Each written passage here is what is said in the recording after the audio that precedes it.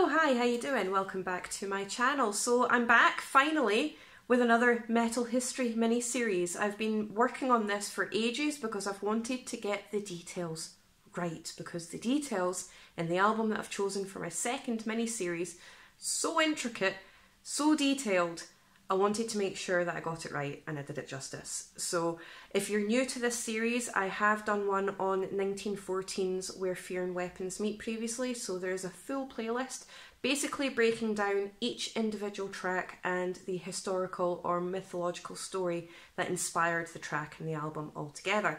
So this is the second series that I'm doing for my metal history stuff. I'm going to stop saying series because I've said that quite a lot. And this time I'm talking about this album, which is Nile's very first album. It's their debut album from 1998, and that's Amongst the Catacombs of Nephran-Ka. Now, what I will end up doing is I will end up breaking down each individual track and making each track its own video. But today I'm focusing on the title of the album itself, because that in itself is a huge story, and hopefully I'll do it justice. So who was Nephran-Ka? Let's have a look.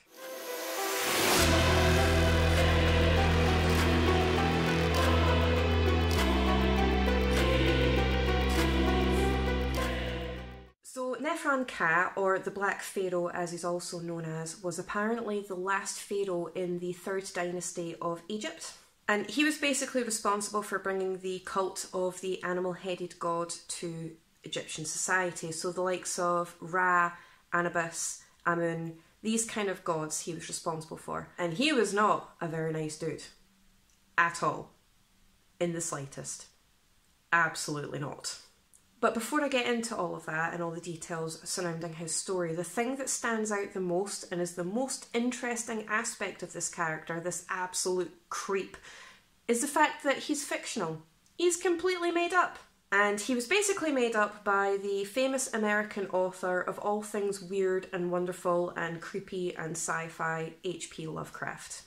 Now, Nephran-Ka is alluded to very, very briefly in earlier stories that were created by Lovecraft, but he's predominantly known for his role in The Haunter in the Dark, which was written between about 1935 and 1936 by Lovecraft. And he is basically the main player in the history behind the Shining Trapezohedron.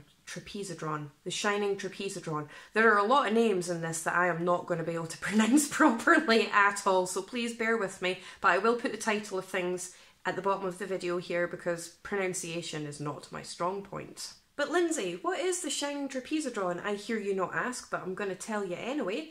It's basically another fictional artifact, and it was known as a crazy angled stone, and it basically gave the wielder the ability to summon an outer god.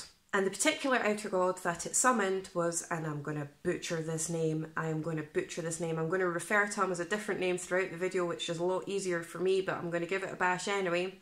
Nyarlathotep? Nyarlathotep.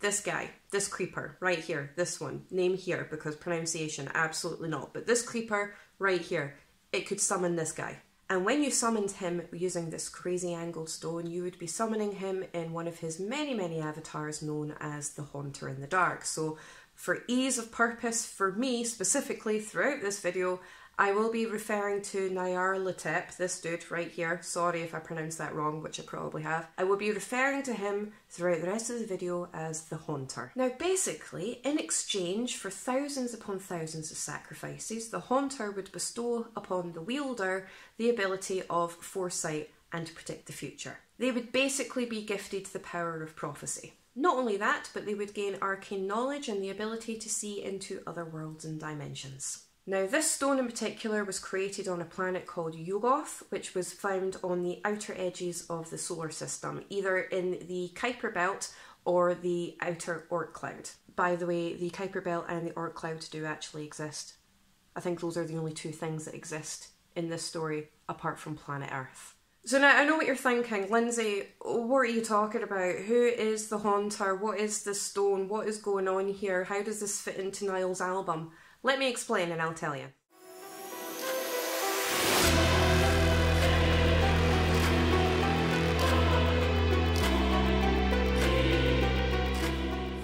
So to break it down, just because I've spoken about various different things very, very quickly, The outer gods are basically fictional deities and fictional entities that are very significant and very prominent in the Cthulhu mythos. And they basically exert their will and their influence from deep space or other dimensions entirely. Now, there's a fair amount of these outer gods in Lovecraft's mythos. There's loads of them, but there's one in particular that I'm going to focus on for today's video.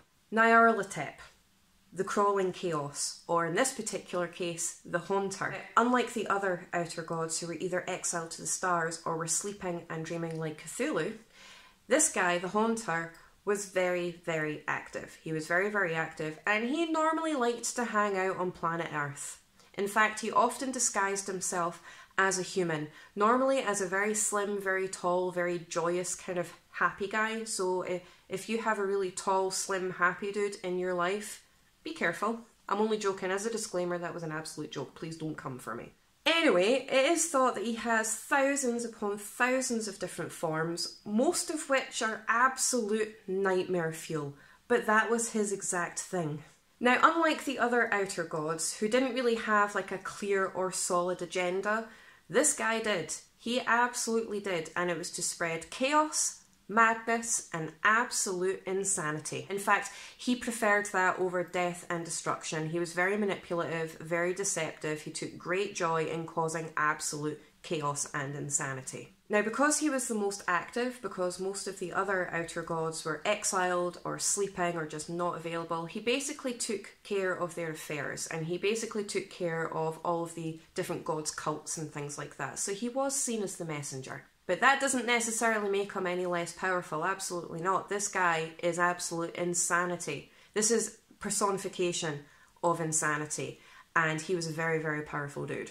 Now, like I said previously, the Haunter in the Dark, or the Haunter, that was one of his many, many avatars, and he was basically a big shadow that was only partially material, but the substances that he was made of was very, very corrosive to human skin. So basically, whenever he basically attacked somebody or somebody came into contact with him, it would dissolve your flesh and instantly kill you, making it look as if you had been devoured by a horrible, horrible beast. Lovely. This guy is clearly very, very cuddly. Absolutely not. Now, the thing about the Haunter is he cannot be in sunlight. Light is not good for him whatsoever, which is going to play a very, very important role later on in the story. So basically, back to the Pharaoh Nephran-Ka, he worshipped the Haunter. He absolutely worshipped him obsessively. Now, there's no known reason as to why the Haunter took interest in Nephran-Ka specifically, but he did for his own reasons, I suppose. And basically, he summoned the Pharaoh, and a bloody pact was proposed and accepted by the Pharaoh. So basically, Pharaoh Nephran-Ka and the Haunter entered into the toxic relationship to end all toxic relationships, in which he would be granted the gift of prophecy and all of this power and all of this foresight if he sacrificed thousands upon thousands of people in the Haunter's name. So the Pharaoh Nephran-Ka built what was known as a lightless temple or a lightless tomb, which held the Shining Trapezohedron and the deity, the Haunter, inside, away from all the light, so the Haunter could do his very haunty things. And it was in this very tomb, in this very temple, that Nephran-Ka built for the Haunter. It was in this very tomb that horrible, horrific, absolute heinous crimes of sacrifice and rites were made in the Haunter's name. Now, as time went on, understandably so, people got a bit annoyed about this. You know, they weren't happy. Nobody really wants to be sacrificed, especially thousands upon thousands upon thousands of people. So what happens in a situation like this? Rebellion. That's what happens. They revolted, they rose up, and they went after Nephran-Ka because absolutely not. They were fed up, they were annoyed, they wanted this over with. So they ran him and his followers out, to the point where Nephran-Ka and his followers took refuge in the lightless tomb that he built for the Shining Trapezohedron and the Haunter. He summoned the Haunter for one last time, knowing that his life was coming to an end and he was trapped and there was angry people, there was an angry mob outside wanting to get him. He sacrificed the followers that followed him into the temple. Like I said, he's not a very nice guy at all. And he wrote the prophecies of the future all over the temple walls. and he slipped into what was known as an eternal sleep. Now, some argue that he died, others argue that he slipped into an eternal sleep, but either way, he then became absorbed by the Haunter and became one of his many, many, many avatars. Now, it is said that after his apparent death, eternal slumber, whatever it is that you want to call it, Nephran-Ka, as the avatar of the Haunter, appeared before his successor, Pharaoh Akhenaten, and he proposed another similar pact, basically in order to get the Haunter's cult up and running again. And because Pharaoh Akhenaten was a halfway decent guy compared to Nephran-Ka, he completely refused. He absolutely point blank refused to have anything to do with Nephran-Ka or the Haunter or anything else, to the point that not only did he refuse, but he struck him from all historical records, or at least attempted to, and destroyed his monuments in an absolute attempt to make sure that all of his atrocities were wiped out from history. But the Haunter did not take that lying down. Oh no, absolutely not. He's not really one for going, nah, whatever. He got really annoyed about this. In fact, he took it as a great insult. So he cursed Pharaoh Akhenaten to the point where he completely destroyed his entire empire. Talk about bitter. So how does this story specifically tie into the title of this album, Amongst the Catacombs of Nephran-Ka? And basically, they've taken the title of this album directly from an earlier Lovecraft story.